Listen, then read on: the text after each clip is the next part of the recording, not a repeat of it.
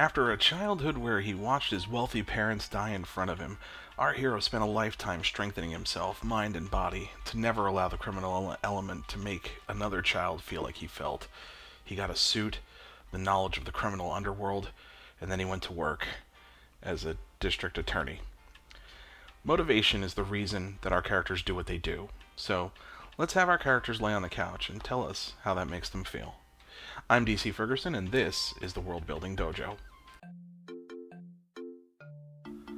Motivation is one of those funny beasts, because the more you explain it, the less interesting it becomes.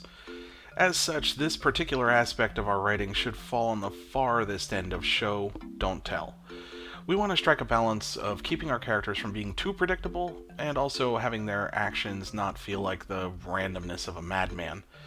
But we also don't want to give away the whole keys to the castle. Our characters should be able to maintain some air of mystery. As you can imagine, this is a bit of a juggling act. A big help, though not a specific requirement, is at the very least a passing or armchair understanding of psychology. We don't need to be experts here, just enough to understand where our characters have been and how that's shaped who they are and how they act. So, let's ask the first important question, the critical question about motivation. What role does it play in your story? Every story is different, and protagonists can come to the same conclusions despite coming from wildly different backgrounds. One of the classic, most basic motivations for a protagonist is revenge. Whether it's Hamlet or John Wick, crossing the man that should not have been crossed is a common theme in literature and film. While this motivation is enough to drive their endgame, how they get there has a lot to do with the other factors in the character's backstory.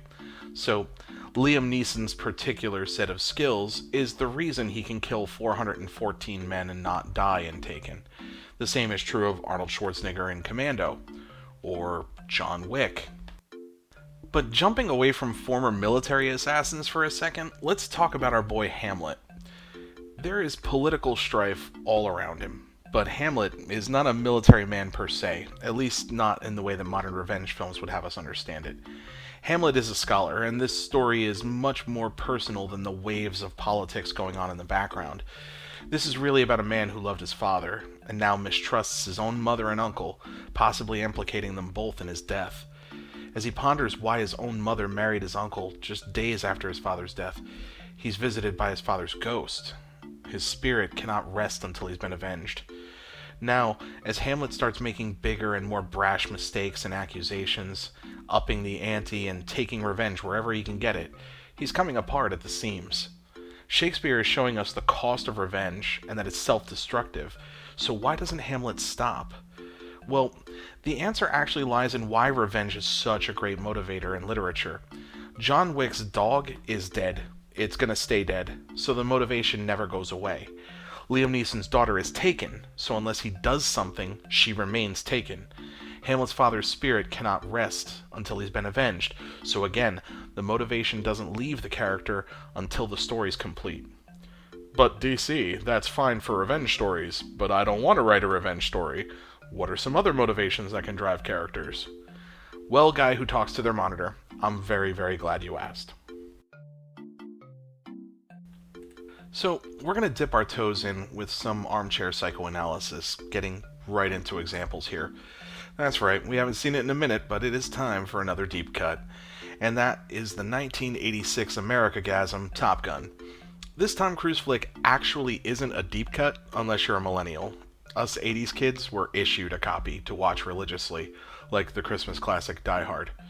Anyway, this film centers around Maverick, a Navy pilot aspiring to Top Gun, the nation's most elite aircraft force.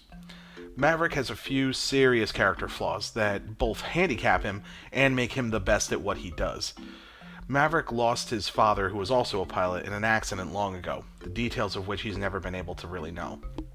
He's young, brash, has a huge chip on his shoulder, but more than anything, he's a risk taker. Those risks he takes are governed by reckless disregard for his safety. In that regard, he's kind of self-destructive, but because he's so skilled, he never ends up dying from this behavior. Following the death of a very close friend, Maverick spends a good portion of the second act unable to engage the enemy. The shock of losing his friend makes him rubber band in the opposite direction, so now he's so risk averse he can't do his job. In a weird way, the story is actually focused heavily on Maverick trying to find balance in his mind and life. So, in a way, the plot is kind of a Zen story. I hear the screech of tires in your head, but don't worry, I'm here, and so are my charts. So, what I just said there about Maverick needing balance, that's not his motivation. If you remember our previous episodes, it's actually what we'd call our theme. So, let's put that up on the whiteboard. So, now, what are Maverick's driving factors in this film? He's a risk taker, yes, but that's not a motivation. He's out to prove himself, to prove he's the best. He also has an unconscious motivation, meaning it's not one that he sees for himself, but it is something the audience sees through his actions. And that's this lack of balance that's in his mind, still rattled by the death of his father. Now, on the right side here, we have all the beats of the story, the major plot points as we move through the acts. He gets recognized, and that's when he joins Top Gun. Then he enjoys his new life, becomes more reckless with it, loses a friend, hits an all-time low, and then finds his way back. And being broken down and put back together, this transformation, is what makes him an even greater star. Now, what's funny about this story is that you can actually swap out this film for, let's say, Walk the Line, the biopic about Johnny Cash. And it's the same story with the same theme, but Johnny Cash's motivations are totally different, and so the movies don't feel similar at all. This is both a lesson in motivation and story arcs. Maverick and Johnny Cash are very different people with very different lives, yet the story arc will follow the same trajectory, even while their motivations make them do different things and react in different ways. I swear though, I'm comparing John Wick and Hamlet, now I'm comparing Maverick and Johnny Cash. What a weird life. Let's get into some character studies. Here we're going to contrast two very similar films, those being Man of Steel and the Richard Donner Superman movie. The films themselves and the character of Superman aren't really our interest in this one, though. There's something very particular regarding his origin that I want us to look at with a critical eye. And that's the death of Jonathan Kent, Superman's adoptive father. It was handled very differently in both films, since they both have, and to a lesser extent the comic, largely put Superman's morality and motivation on this pivotal event. We also want to have a look-see. So, in the original film, Jonathan Kent dies of a heart attack while coming home with Clark after working his fields. Through this event, Clark is standing at the funeral and makes the comment that, even with all of his powers, he couldn't save his father. It's a testament to the frailty of life and that even the man with the powers of a god has no say over life and death. It also served a dual purpose, like death often does, of putting Jonathan Kent on this pedestal, shaping Clark to remember every lesson that his father taught him, both in word and in action. This is something that we can all relate to, even if we're not Supermen. Now, in comparison, Man of Steel's Jonathan Kent dies in a tornado, 200 feet from Superman, while saving the family dog, insisting that Superman do nothing to save him. Now, at the point his character dies, what we understand is that he does not believe humanity will ever be ready to accept a Superman, that people are going to fear him, and so on. I would argue this is much weaker sauce, because we have to understand that this message could be turned to motivation for the character in so many more different and negative ways. What if Clark takes this lesson to heart and never becomes Superman, trying to live a simple life, pretending to be a human, in honor of the fact that his father basically martyred himself in pursuit of that ideal? Worse yet, let's take this sacrifice that happened in flashback and move it to the present situation where it occurs in the film. Clark does become Superman. The world accepts him. Now, he has to look back on that day in the tornado while his mother watched her husband die and realize he was wrong. Jonathan Kent was wrong. He should have been able to go and save him. And if he was wrong about that, what else is Jonathan Kent wrong about? See, doing this in the story actually weakens both the motivations of Clark and it cheapens his father's sacrifice. The message we're trying to convey to the audience gets all muddied up with these what-if questions that cloud our understanding of Superman's motivations. In action, he's a good guy for good guy's sake, but why he ended up that way and what he thinks now when he looks back on that moment is a bit of a mystery. And we're not talking about the good kind of mystery either. We're talking about the kind that makes us question the character. So, remember earlier when we were talking about the revenge motivation lasting until the conclusion of the story? Well, motivation is a driving force. It's what makes a character tick, and it ripples in their actions throughout the story. Man of Steel's Jonathan Kent taught a lesson that gave Clark motivation that was completely wrong, and the truth ended up being the reverse of what he died for. This is the opposite of what we want in a strong lead character's motivations. So, what are the questions we want to ask of our character when we're developing their backstory? Don't be shy. Let's sit them down and have a heart-to-heart, just you and them. Now, you might be saying, but DC, interviewing my own character seems awkward. And guy who talks to your monitor, let me tell you, we're not just going to interview our characters, we're going to interrogate them. So, first we want to look at familial relationships. Yeah, I wasn't kidding, we are psychoanalyzing these characters. So, how did they grow up? One parent or two? Do they have siblings? Was it a happy family? What are their relationships like now?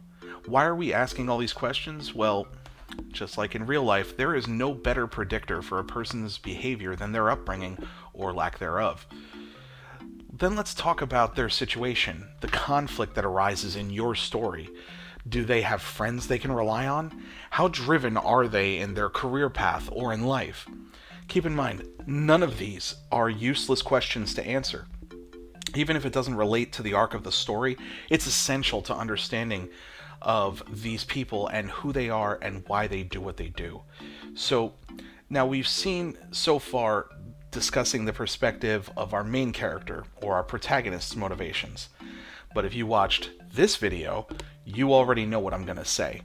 Your best antagonists should be subject to the same kind of scrutiny. Rich, flavorful villains bring out the best in our heroes. They make them answer tough questions. They put the hero into difficult situations. If you did watch that video, you're also going to recall I advised against the Joker conundrum. Basically, a bringer of chaos for the sake of watching the world burn. The reason I bring it up again is to restate the important takeaway from that, and that it's overused. Too many villains have too little backstory, and are just evil for the sake of being evil. At its best, you get Heath Ledger's Joker. Unfortunately, at its worst, you get Jared Leto's. But you're always on this spectrum of dangerously charismatic psychopath or corny wannabe psychopath that's trying too hard. Let's avoid that altogether. So, let's use myself as an example because you know the master of Kung Fu and friendship as your sensei would not tell you to do something I won't do myself. So, let's talk to Cora Blake, the protagonist in the Dragon's Dream Saga series. If you've read the first two books in the series, then you'll actually know some of this information because I allude to it in dialogue throughout both books. But here's some insight into my process and a few notes as far as what I did to make this. So, what are her familial relationships like? Well, Cora is an only child. She was born native, and that was to a native father and an Irish-American mother.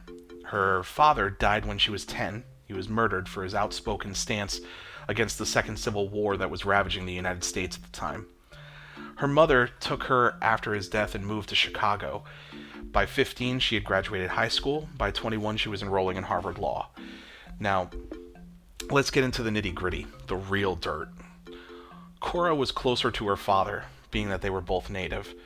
His death left a void in her, causing her to latch on to older male father figures such as her mentor Richard in the NSA. Additionally, she has a serious drinking problem. I had to be very careful how I handled this particular aspect of the character, because this is a character flaw, but it could also be misconstrued as a stereotype if it's not handled correctly. So I made it a point in Heaven's Crest to be very clear about the Sioux tribe's stance on Cora's drinking problem, because it has nothing to do with her ancestry and everything to do with the demons of her past. She's self-destructive and self-deprecating.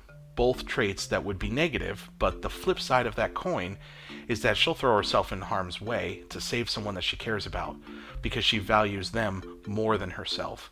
And if she loves you to the ends of the earth. She's a woman of great extremes. Now, I just got into some pretty serious character analysis there, and I could keep going. But, like I said earlier, if you've read the books, probably most of this wasn't new information to you. Odds are you could have given me this analysis of the character yourself. So, the only question I want to leave you with now is, who is your character? Remember, don't tell me, show me. Let me see something in everything that they do, everything they say, and everything that they don't say. Time to get back to the lab, Grasshopper. Whether you're working on your great hero or your most diabolical villain, motivation is the key to understanding how they'll react. This is so important when you decide to add in an action scene or a tense conversation that you never planned on. Suddenly, their words are pouring out of your pen, as it were, and that is the greatest motivation of them all. So, oh my god, you guys. This past month has been a roller coaster, but I am so excited to tell you that right now, this second, while you're watching this, you can jump over to Amazon right now and pick up Book 3 of the Dragon's Dream Saga, the Pendragon Codex. It is out today. Yay! I swear, it was just yesterday I was telling you guys about Project Phoenix, and only about a third of you were here. Now we have over 1,000 subscribers and counting, and I am having so much fun. This book took me about 3 months to write, edit, and get into everybody's hands, but it feels like my best work yet. I can't wait for you guys to see it and tell me what you think. The link is in the description down below, so go grab yourself a copy today. Also down in the description box, you'll find links to my mailing list and all of my books. You can sign up for my newsletter and get all the latest goings-on with the Dragon's Dream Saga. Help out the Master of Kung Fu and Friendship by hitting that like and subscribe button to hear about new videos. As always, I'm DC Ferguson. Now have fun and get crafting.